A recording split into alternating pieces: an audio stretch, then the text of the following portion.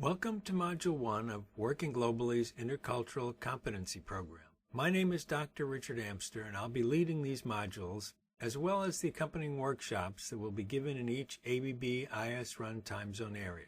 I'm especially excited about leading this program because it gives me the opportunity to help ABB service managers avoid the many mistakes that often limit the success of global service organizations. For most of my professional life, I was focused on computer science, development, and operations. However, for the past 6 years, I have been conducting research and leading workshops on intercultural competency. I look forward to meeting you all in person during the workshops, and I look forward to hearing about your experiences working at ABB. In this, the first module of the Intercultural Competency Program, we will discuss why it is important to learn about intercultural competency, what is intercultural competency, and how to become interculturally competent.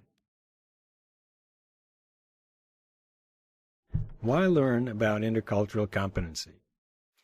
ABB's IS-run organization provides 7x24 service management for ABB's global enterprise. To support this, 3 Information Service Delivery Centers, or ISDCs, have been implemented. Each is approximately 8 time zones distant from the others. But obviously, time is not the only thing different about these 3 ISDCs. The personnel in each ISDC grew up speaking different languages, eating different foods, and celebrating different holidays. These differences most people readily accept because we can see, hear, and taste the differences, and also because in some ways most of us think of these differences as easy to understand and as non-threatening. But there is another area of difference that most of us are unaware of. And these differences cause any number of problems when we try to work together, socialize together, and attempt to find the common ground needed to successfully negotiate all types of agreements. The differences I'm talking about are often described as being below the waterline of the cultural iceberg because they cannot be seen, they cannot be heard, smelled, touched, or tasted, yet they guide everything we do and shape our opinions concerning the actions of everyone around us. What is really amazing is that most of us have no idea this is happening and cannot explain what is happening. What are these powerful yet invisible differences? They're the ideas about the world and about how people should interact with one another that most of us assume to be facts. We assume them to be facts because all those around us share the same beliefs. But they are not facts. They are only opinions about things that in most cases cannot be proven.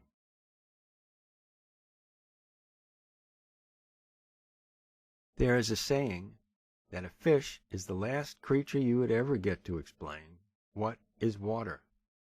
Water is simply the world that fish and everything they know live in. As ancient map makers believed the earth was flat, fish probably believe the earth is wet and thick enough to swim through.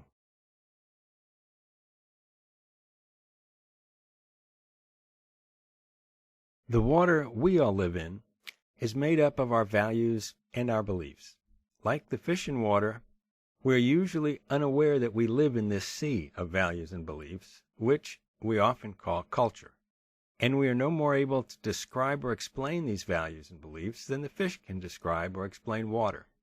As long as we remain completely within our own culture, surrounded by those who share our beliefs, life tends to run like a well-oiled machine. We act as people expect, and they do the same.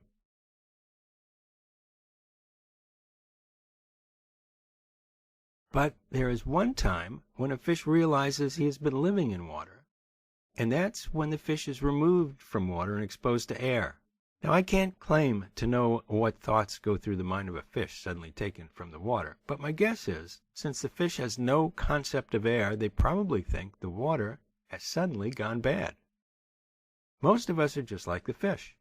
As long as we are surrounded by people who share our values and beliefs, we are unaware of how they affect our behavior and our judgments of the behavior of others.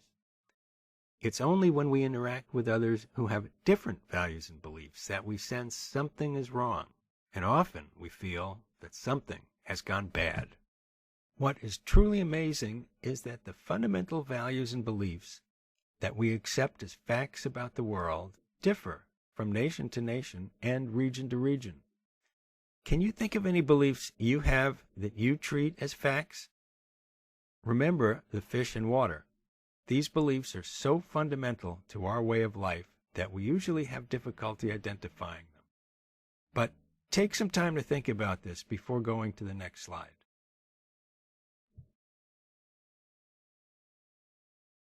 One trick for identifying your own values and beliefs is to think about the fish when it's exposed to air. That is, when the fish suddenly finds itself in a sea of different values. Have you ever worked with someone from a different culture?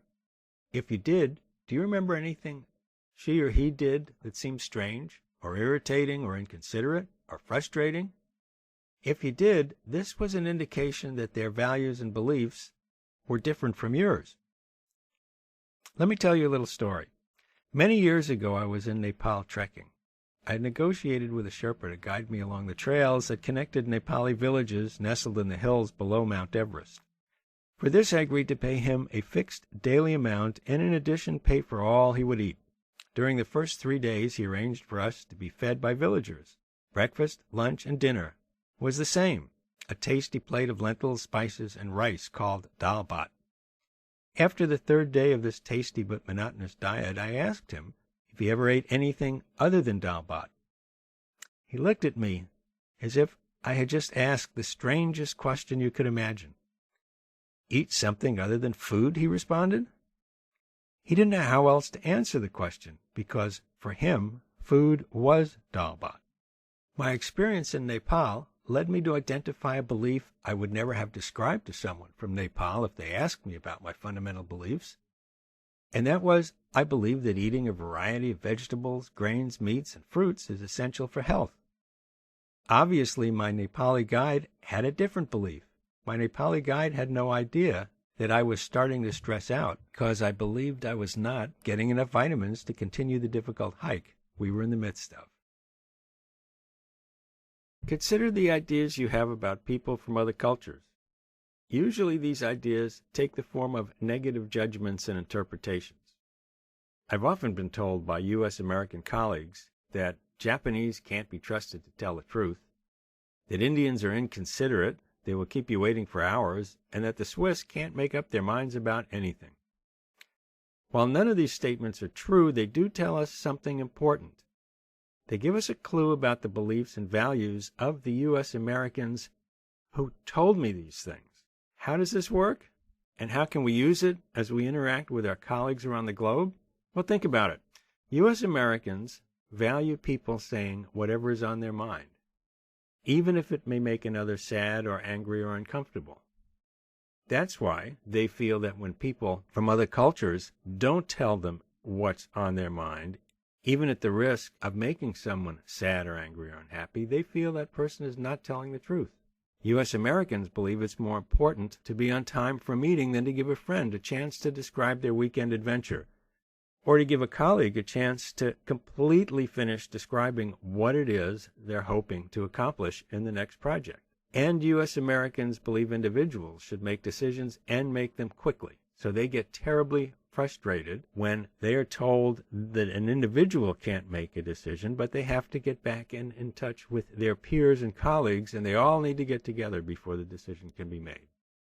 Do you think Japanese, Indians, and Swiss have the same beliefs and values as the U.S. Americans?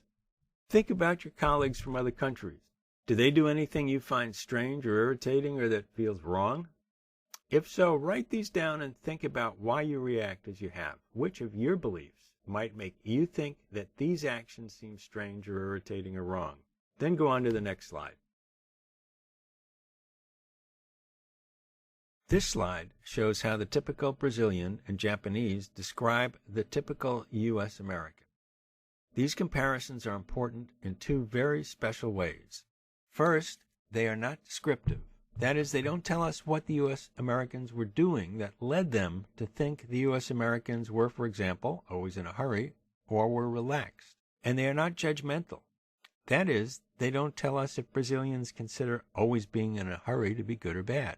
Instead, they are interpretive. They tell us how Brazilians interpret some American behavior that has not yet been described. We will devote an entire webinar and workshop discussing and exploring the differences between description, interpretation, and evaluation, that is, being judgmental, and how to use these differences to avoid conflicts based on cultural differences. So keep these terms in mind. Description means what we think we saw or heard. Interpretive means why we think the person did what we saw and heard. And judgmental means if we think the action was good or bad. Whenever you're faced with a situation with someone from another culture where your immediate reaction is negative, keep these 3 words in mind. The second way in which these comparisons are special is that they illustrate the relativity of interpretation. How is it possible that Brazilians interpret U.S. American behavior as being in a hurry and cautious, while Japanese interpret the very same behavior as relaxed and reckless? Will the typical Brazilian be stressed if they have to work with the U.S. American who is always in a hurry? Will conflict arise if the typical Japanese is unwilling to share risks with a reckless typical American? Avoiding stress and conflict due to these types of differences requires intercultural competency. That's why you should learn and want to learn all you can about intercultural competency. What is intercultural competency? Intercultural competency is a skill similar to project management and service management. Similar to these skills, intercultural competency requires expertise, that is, the mastery of a whole bunch of facts, and also the mastery of standards, that is, a set of best practices. In addition, intercultural competency requires self-awareness. This is awareness of one's own beliefs and values. Someone who is interculturally competent is said to have the ability to interact effectively and appropriately with people of other cultures. Interacting appropriately means acting and reacting in ways that are expected by people of the other culture and judged by those people to be acceptable. Interacting effectively means acting and reacting in ways that enable you to achieve your goals. The key word is effective.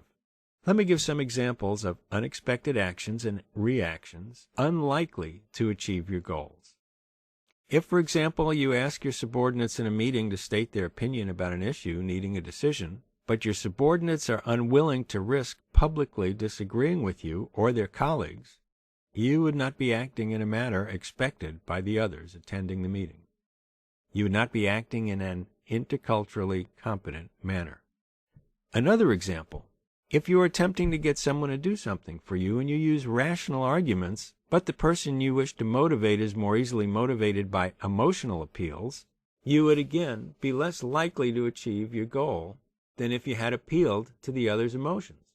Again, you would not be acting in an interculturally competent manner. In the previous slide, we described intercultural competency as having the ability to interact effectively and appropriately with people from other cultures. A model has been developed to visualize how one becomes interculturally competent. To start with, one needs to acquire intercultural knowledge. That means learn lots of facts about the things that separate one culture from another, things that make up the cultural iceberg above and below the waterline. Next, one needs to identify and appreciate his or her own culture-based values and beliefs. The automatic evaluation of the online questionnaires you have already completed will help you to understand your culture-based values and beliefs. In addition, our workshops will show you how to use your judgments and feelings concerning other cultures to also help you identify your own cultural beliefs. Once you acquire this knowledge, you can use it to analyze why you feel the way you do when you work with people from other cultures. This analysis may help you change the way you react emotionally to these cultural differences. This is called intercultural sensitivity. Some people, however, can't change these emotional subconscious reactions. If you can't change these emotional subconscious reactions, then what you need to do is change your intellectual conscious reaction through practice And this practice is what we call learning intercultural competency skills. Since becoming interculturally competent means acquiring the ability to interact appropriately and effectively with people from other cultures, let's start by considering what is needed to interact appropriately. Afterwards, we'll consider what is needed to interact effectively. Interacting appropriately means acting and reacting in ways that are expected by people of the other culture and that are judged by people of the other culture to be acceptable. To do this, you have to learn what other people expect. When you greet them, do they expect you to shake hands or bow to them? When you speak to them, do they expect you to call them by their first name, last name, or to use their title? When you tell them to do something, do they expect you to give them detailed directions or just state goals? The list goes on and could involve learning hundreds of seemingly unconnected facts. Luckily, research has shown that a short list of cultural descriptors, which we will call cultural dimensions, can help us make good guesses about many of these expectations. So the first step in becoming interculturally competent is to learn enough to act in ways that are expected. This can be done by reading books, listening to lectures, or watching webinars like this one. What is needed is to gain cultural knowledge. The flip side to acting appropriately is reacting appropriately.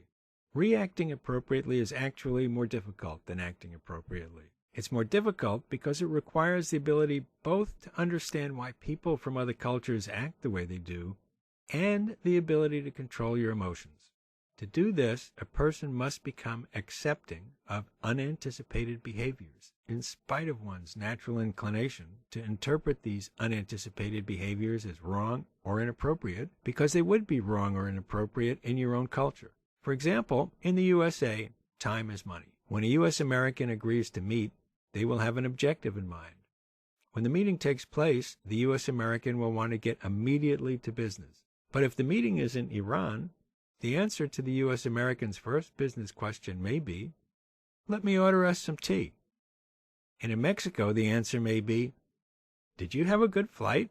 And is your family well?" If these answers cause the U.S. American to question the sincerity, the work ethic, or the priorities of the Iranian or Mexican, this failure to accept these unanticipated behaviors shows intercultural competency is missing. If these answers cause an emotional response of impatience, irritation, or feeling of disrespect for one's busy life, again, the U.S. American will not be acting in an interculturally competent way.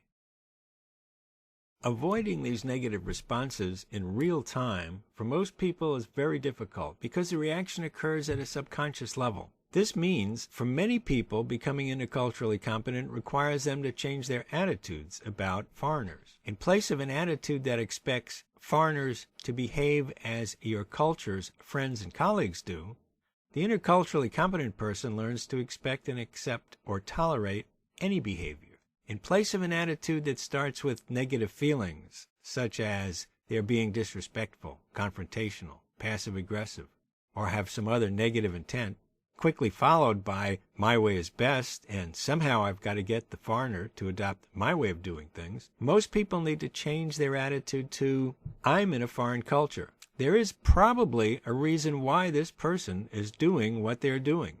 I've learned enough about this culture to have an idea as to why they're doing this, and I need to keep in mind there are many parallel roads leading to my ultimate destination. Each road has an advantage and disadvantage. Which road I take is less important than ultimately reaching my destination. So sit back, sip your tea, tell your host about your last family get-together, and accept that business will take a little longer to get done. Changing your attitude starts with understanding your own cultural preferences. We call this self-awareness. If you can appreciate that you have preferences which are shaped by your culture, that is, your preferences are not based on facts but are based on opinions held by your family, your friends, and your neighbors, it will be easier for you to imagine that others from different cultures could have preferences that differ from yours. Once you understand your own cultural preferences, you have a context against which you can start to understand and compare the cultural preferences of others. We call this process cultural awareness. The ability to accept these differences and not negatively and emotionally react to them, which usually requires an attitude change, is called cultural sensitivity. But not everyone is able to accept that these different behaviors are not wrong or inefficient. If you find yourself in this category, in order for you to become interculturally competent, you must practice so that you eventually will automatically, that is, as a reflex, adapt to different yet recognizable behaviors, even if you still think they are wrong or inefficient.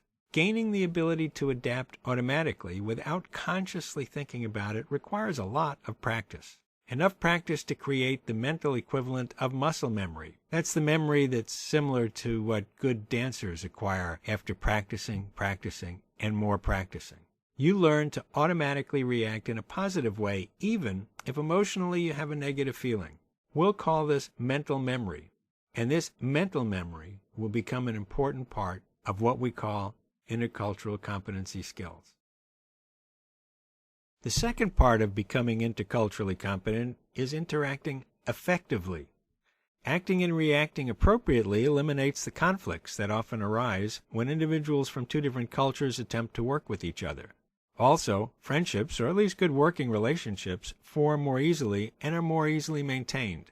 This in turn results in the emergence of trust between parties, but this alone does not guarantee that goals and objectives will be reached. This leads us to the second part of the intercultural competency, acting and interacting effectively. Interacting effectively means acting and reacting in ways that achieve a desired purpose, and ideally achieve the purpose with a minimum amount of effort and in a minimum amount of time. Except for very small tasks, this usually means getting other people to work with you or for you. Or to paraphrase Dwight Eisenhower, Supreme Commander of the Allied Forces in Europe during World War II, getting someone else to do something you want done because he wants to do it. To do this, you have to learn what motivates other people and the limits of what you can ask people to do. If you want someone to work overtime, should you offer compensation time off, or extra pay, or the opportunity to have the company pay for special courses? When you need someone who is not in your department to work with you, should you go to that person and ask for help? Go to that person's manager? Or ask your manager to contact the person's manager? When an approach is needed to solve a complex problem, should you hold a brainstorming session? Meet one-on-one with key stakeholders? Form a committee of experts, or something else? If you lack intercultural competency and choose the wrong approach, your effort may backfire. Instead of achieving your purpose, you may inadvertently place unnecessary barriers between you and your objectives. Again, this list goes on, and again it could require learning hundreds of seemingly unrelated facts. However, during the past 30 years, extensive research has been undertaken to identify what motivates people in different cultures. Also, the cultural limitations concerning what you can ask people to do. Luckily, the same short list of cultural descriptors, what in the following sessions we will call cultural dimensions, will help us make good guesses.